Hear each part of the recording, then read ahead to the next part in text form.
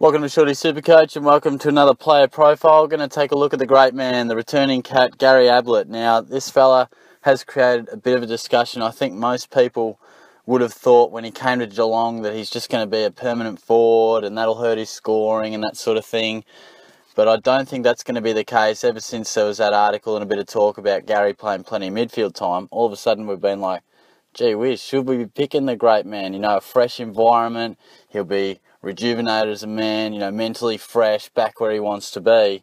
So I just want to discuss a few things about Gaz. Now, of course, our main areas of concern for Gary is far from his scoring. He's been able to score huge his whole career after breaking out, and that was still the same thing last season. Had a 210 against North Melbourne, and it was only a couple of games ago that it was 159, I think in round 17 last season. So he can still go big. The concern is, of course, his age and his body. He's nearly 34, and of course, as we know, he's had some shoulder problems, had hamstring tendonitis at the end of last season and throughout the season, which really struggled to see him get on the park regularly.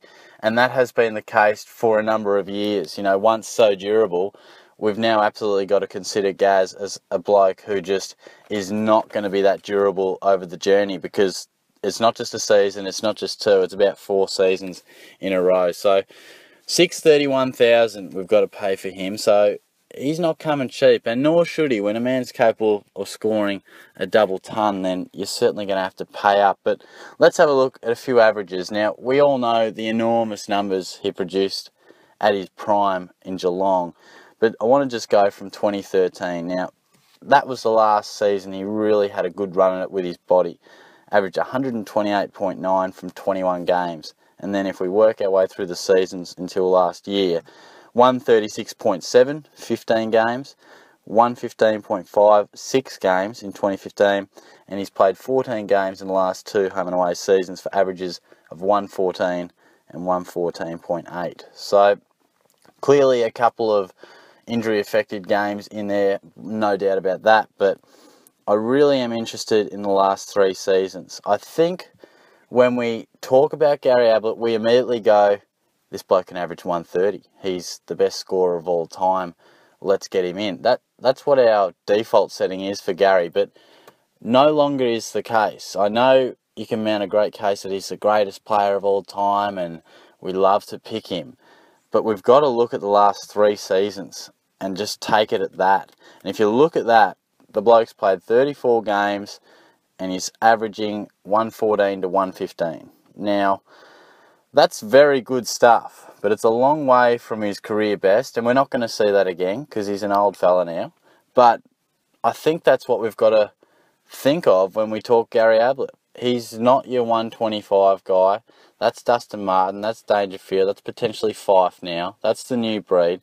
What Gary is a bloke who you're looking to get 110 to 115 from with a frail body. Now, under no circumstance do I think we should be picking Gary Ablett. Now, not only is his body a concern, yeah, position-wise, he will play forward a little bit, of course, but I fully agree, and I've thought it for a long time. You can listen to my Dangerfield podcast way back. It was my first player profile of the season, this pre-season. I talk about that position and things like that, and I do feel that Gary Ablett will play a lot midfield and more midfield time than Dangerfield.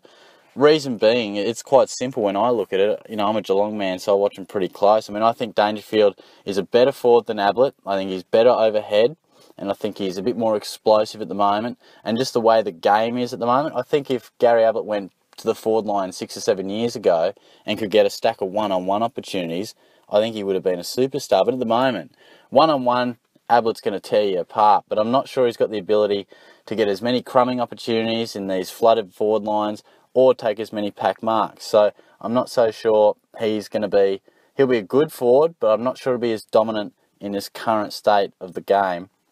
Therefore, I think Dangerfield will be the better option forward, and will reflect that in where he lines up percentage-wise from forward to midfield. And he's already done it. He's shown in the final, and he's kicked big-time goals against the Swans, against the Hawks.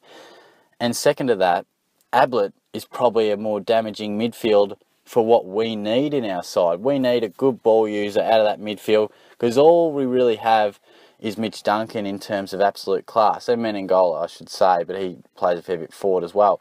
Our two best midfielders, Joel Selwood, Paddy Dangerfield. Absolute beasts, can win their own ball. But their biggest weakness, and it's not a glaring weakness on their game, but it's just not one of their absolute strengths that makes them great, and that's their ball use. They can sometimes not be the greatest kicks by foot. So that's what Ablett is. He's a beautiful ball user. He's so balanced, has great time, and I think he'll be exactly what we need through the midfield. Doesn't take a genius to tell you that, but I think when you look at it like that, it is quite simple to say, let's play Dangerfield more forward, Ablett more of a mid. If I want to lay percentages on it, I'm probably thinking Dangerfield plays somewhere, depending on the game, 35 to 45% forward, the rest midfield, and Ablett 20% to 30% forward, and the rest midfield. Therefore, most of the time, you're having at least one of them in the forward line for about 80%. You'll have a bit of the game, depending on the circumstance of the game.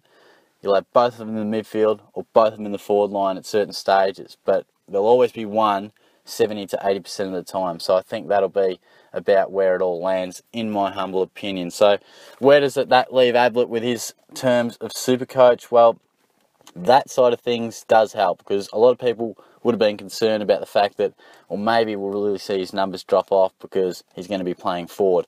I don't think that'll be the case. It's not the position that's going to make him suffer or be a poor selection, in my opinion.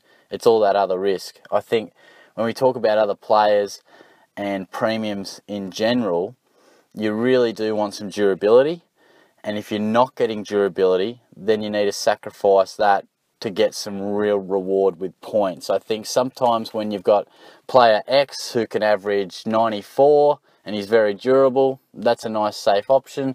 But then you've got old mate, player Y, who isn't as durable, but his upside could see him average 102, 103 for our backline sort of thing. And that's where that, risk versus reward, weigh up the pros and cons comes into play, durability versus points, risk and this and that.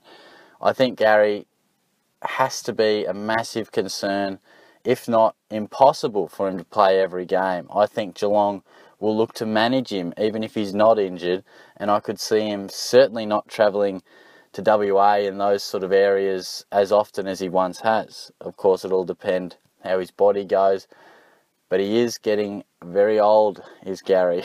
With all due respect, Gazzy, he's nearly 34. He's still a superstar, and when he's out there, he can still produce unbelievable numbers.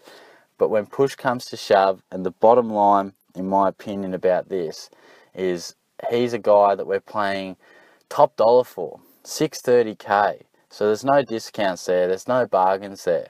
You're paying this money to get a guy who's going to play 20 to 22 games and average 110 plus. That's what we're looking for in our midfield. If you're forking out $600K, he needs to give you that 110 plus, and more often than not, most weeks. Now, Ablett, tick for the points. I can't see his points dropping off dramatically. I think worst case scenario, 108, 109. Best case scenario, you could argue the case that he is still capable of your 116, 117, 118s. It's tough to put a ceiling on Ablett because he is a superstar. But the last 3 seasons would suggest around that 115 mark is his new average. It's not the 130s and the 125s it once was. His new average and expectation on Ablett is about 115. So tick for the points, but an enormous cross for the body. You can't bank on a guy who, it's not as though he's played 17 or 18 games and had a couple of games where he's missed and been unlucky. He's consistently played just over half the season the last 2 years and 6 in 2015.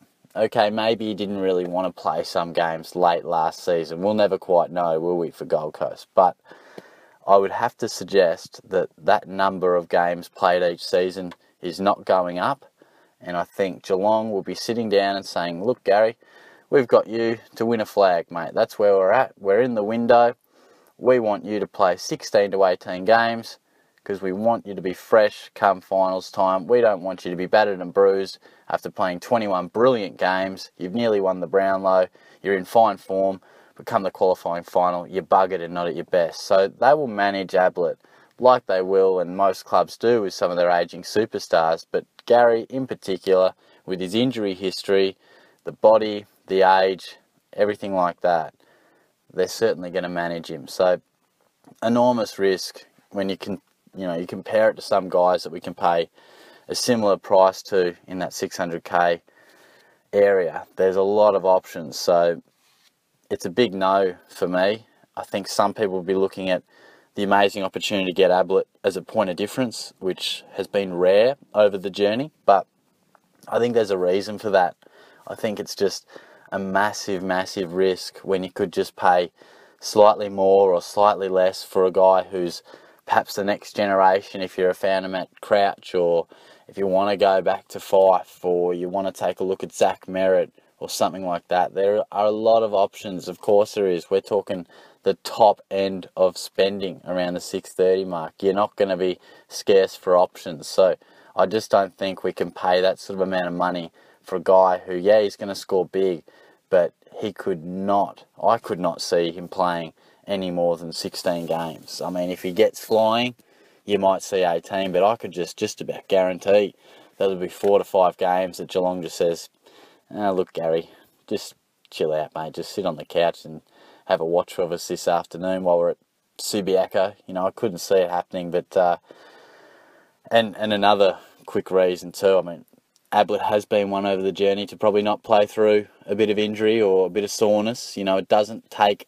stacks for him to miss, because he does like to be at his very best when he walks out onto the park. He likes to play his best footy, feeling his best physically, and that's fair enough. But I think that, coupled with Geelong taking a cautious mindset with their new superstar, it's got to spell not a full season. And, your guess is as good as mine, whether it's 12 games or 18 games. It'll probably fall somewhere in between there, in my opinion. But that's about all for Gary, I think. And he's a very, very interesting prospect. But for me, I have seen a fair bit of discussion about him. But personally, I think it's a no-brainer. I haven't even considered him, and I won't be considering him no matter what he does. But I will be loving him running around in that Geelong jumper. I'm really looking forward to watching that throughout the season. That certainly gets Shorty excited. But thanks for tuning in, guys. Subscribe away to the channel. That'd be much appreciated. And get on to SuperCoach HQ as well. A bit of my content going along there. And if you are watching this on SuperCoach HQ, well, get along to the YouTube channel and give me a subscribe there, because that certainly would mean a lot. So thanks again. I'll talk to you later. Cheers.